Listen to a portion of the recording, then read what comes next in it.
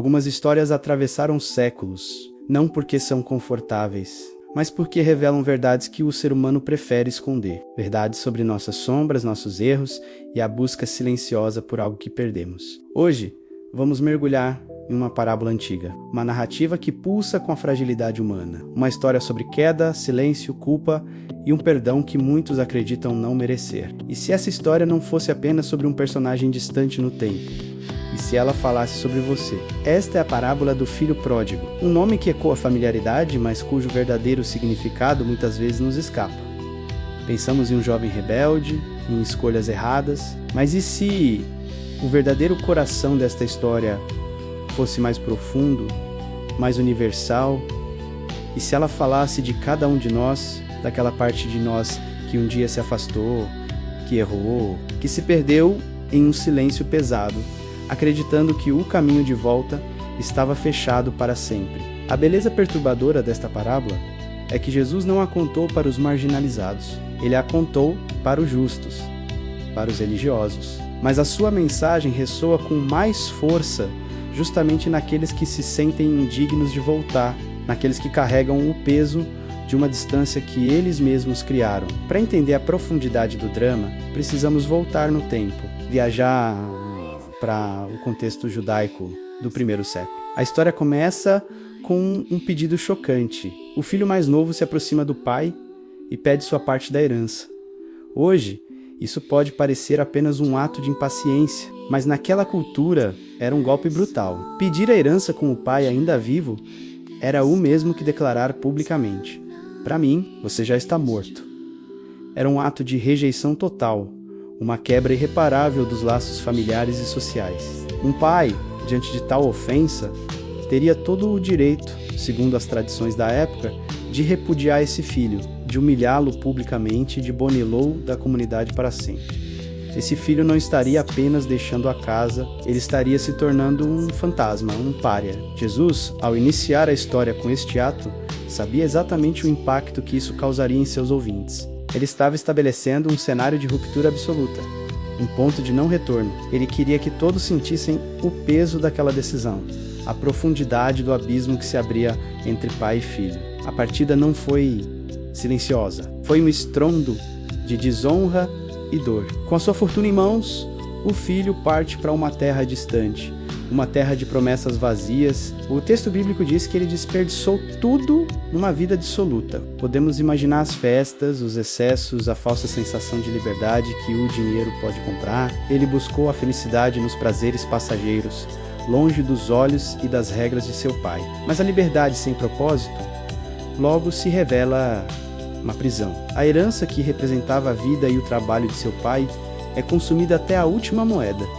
E então, o inevitável acontece. A festa acaba, uma grande fome assola a terra e a realidade bate à sua porta com uma força impiedosa. Aquele que antes vivia no luxo agora passa necessidade. Os amigos que o cercavam na abundância desaparecem na escassez. O texto revela um detalhe sombrio e cruel. Ninguém lhe dava nada. O isolamento é completo. Ele está sozinho, em desespero. Ele se sujeita a um trabalho que, para um judeu, era a humilhação final: cuidar de porcos, animais considerados impuros pela sua fé. Ele, que um dia foi filho, agora divide a comida com os porcos. O desejo de encher o estômago com a lavagem dos animais mostra o quão baixo ele chegou. Este não é apenas o ponto mais baixo financeiramente, é o fundo do poço espiritual. A perda da identidade, da dignidade, da esperança é o vazio absoluto. É neste lugar de escuridão total que uma fagulha de memória se acende. O texto diz: caindo em si, é um momento de clareza brutal. Ele se lembra da casa de seu pai. Ele se lembra que até os servos de seu pai têm pão com fartura, enquanto ele, o filho, perece de fome. A memória do amor paterno, mesmo que distante, torna-se sua única luz na escuridão. Ele decide voltar, mas a sua decisão não é motivada por um arrependimento nobre ou por um desejo de restaurar o relacionamento. É motivada pela fome, pelo desespero. Ele não espera ser recebido como filho. Ele perdeu esse direito. Em sua mente, ele ensaia um discurso, um pedido de misericórdia. Pai, pequei contra o céu e contra ti. Já não sou digno de ser chamado teu filho. Trata-me como um dos teus empregados. Ele se prepara para rejeição, para humilhação. Ele espera, na melhor das hipóteses, um lugar entre os servos. Ele caminha de volta, carregando o peso da sua vergonha, o cheiro dos porcos em suas roupas e um discurso ensaiado no coração. Cada passo é uma batalha contra o medo e a dúvida. A estrada de volta é longa e solitária. Mas algo inesperado acontece. Algo que quebra todo o protocolo cultural, toda a lógica da ofensa e do merecimento. O texto diz: estando ele ainda longe, seu pai o viu. O pai não estava esperando passivamente. Ele estava vigiando o horizonte. Ele estava esperando, e ao ver a silhueta familiar, mesmo que quebrada e suja, ele não hesita, ele se enche de compaixão. E então, ele faz o impensável. Ele corre, naquela cultura, um patriarca, um homem de honra, nunca corria em público. Era considerado indigno, assim, uma perda de compostura, mas este pai abandona sua dignidade, sua posição, suas regras. Ele corre em direção ao filho que o desonrou. Ele corre para encurtar a distância da vergonha. Ele corre para chegar, antes que o filho termine seu discurso ensaiado de culpa. Antes mesmo que o filho possa dizer uma palavra, o pai o alcança. Ele não espera explicações, não exige justificativas, não faz perguntas sobre onde esteve ou o que fez. Ele simplesmente o lança em seus braços e o beijo ou abraço vem antes do perdão. A aceitação vem antes da confissão. A graça precede o arrependimento. Aquele abraço silencia o discurso da culpa. Aquele beijo lava a vergonha do passado. Essa parábola não termina com um sermão sobre o erro.